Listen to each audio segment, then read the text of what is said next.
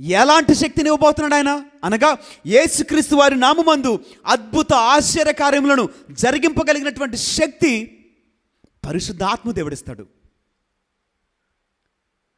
సమస్తమైనటువంటి పాపాన్ని, సమస్తమైనటువంటి దుర్నీతిని, సమస్తమైనటువంటి లోక బలహీనతలను, లోక బాంధవ్యములను జయింపగలిగిన శక్తి ఆయన నీకు ఇస్తాడండి.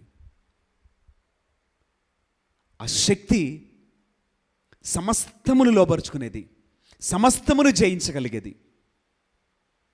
మనలో చాలామందిమి మన నాలుకను అదుపులో పెట్టుకోలేం, మన కంటిని అదుపులో పెట్టుకోలేం, మన నోటిని అదుపులో పెట్టుకోలేం, మన చేతులను, మన శరీరాన్ని అదుపులో పెట్టుకోలేం.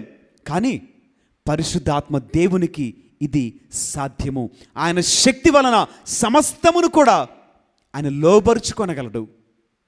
ఆ శక్తిని పొందుకున్నవాడు సమస్తమును జయించగలడు, సమస్తమును దాటగలడు. ఆ శక్తి అనుభవము చాలా గొప్పది.